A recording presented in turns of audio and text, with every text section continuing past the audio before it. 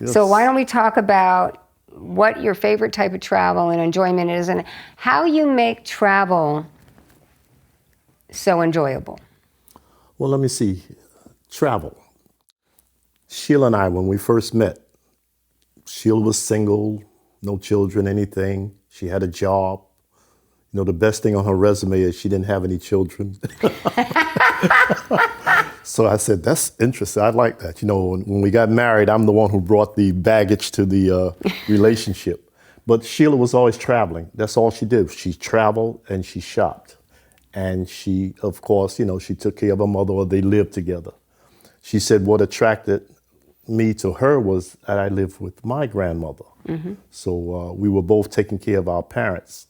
And Sheila was always traveling. And I remember one of the first things, she was taking her mother to California, and she invited me. She says, oh, why don't you go with us? And I said, well, I can't go because my grandmother's at home and I can't, you know, just leave her up and go. So Sheila took her house keys and she flipped them at me and says, will you check my mailbox? Ooh. So that was my job for the 2 weeks she was gone, to check her mailbox. I lived in Westchester County. She lived in Queens out by JFK Airport. So I had to drive out there and check her mailbox for her, you know. And when you say travel, that's what Sheila always did. She always wanted to have a car and travel. From the time she was 19, she worked 2 jobs so that she can buy a car and travel. I'd like to travel more. I bought that book, 1,000 Places to See Before You Go Broke. One Night in the Four Seasons covered it. I was really scared when I took my first cruise. They have those vacuum toilets. It says not to flush while you're sitting down. I was so worried what would happen. Would I end up being sucked into another floor of the ship? Suddenly I appear in the middle of the upper deck, in the middle of bingo, with my pants bunched down around my ankles. My last trip was canceled. They were kind enough to book me on an alternative, Chicken Wing Airlines. They were nice enough to let me choose between a mild or a spicy flight.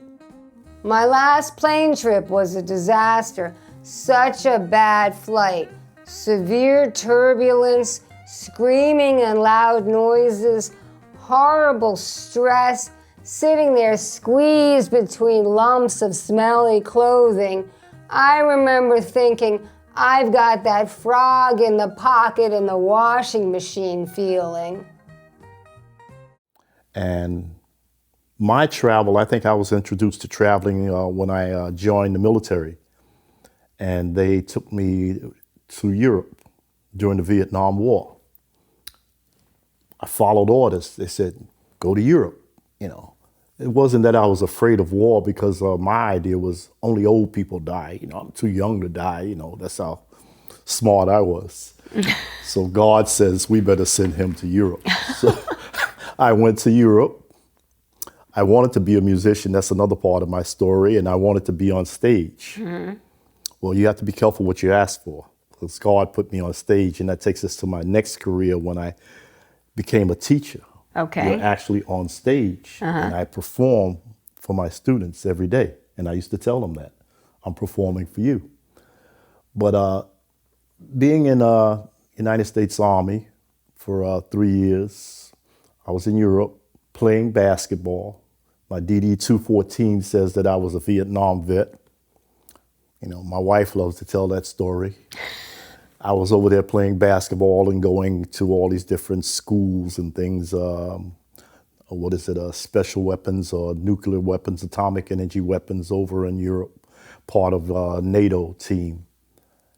And so I spent 2.5 years over there traveling, going to school. And, you know, like God says, you know, I want to protect this guy because he's not too bright. So I spent my 3 years, but the best 3 years of my life, and I would do it all over again. Uh-huh. All over again. So you were traveling, and then you met Sheila. She was traveling. Me and Hedgehog met at a church function, the annual Sex in the Pews night. Even better than cornhole.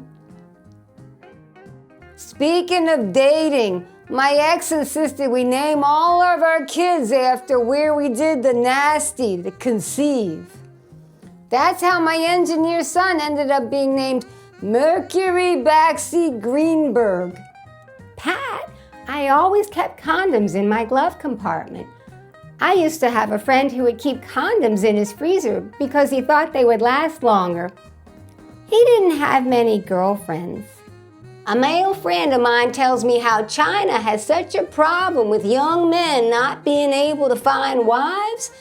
There's so many more eligible men than women there. He said, can you imagine what it's like not being able to find anyone decent your own age to date?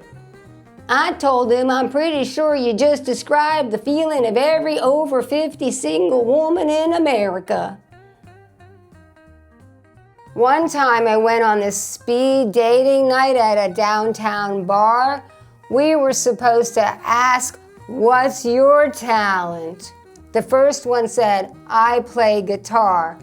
The second, I'm really good with people.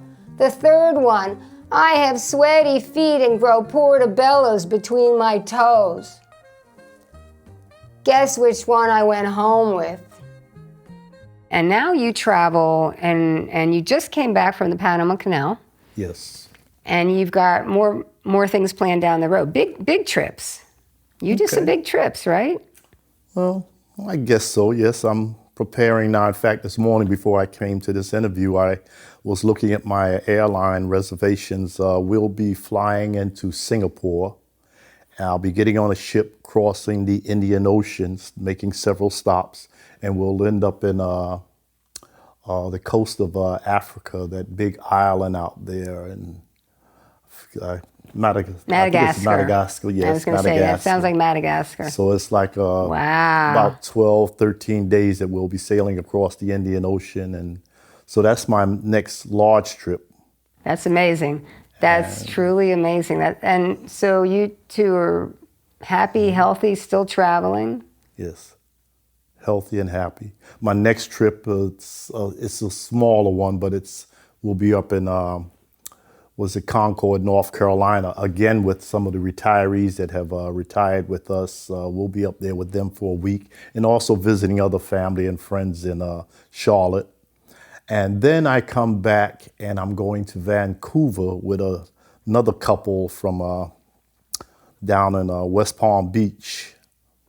We just came off a cruise. I think I get them on because we are always traveling, but I believe they were on the last cruise we went. Yes, they went down to Costa Rica with me in the Panama Canal and stuff like that. So we'll be traveling with them in August to Vancouver to the jazz cruise. Oh, so you're doing one of the jazz cruises? I'll be doing the jazz cruise. Because I know you're a fan of jazz like I am. I've done jazz cruises. Yeah. They're always fun. And then, let me see, we come back from that. But that's just some of the things I plan. And then little things in between. I think Valentine's Day we'll be at a jazz festival on the beach down in Boca Raton.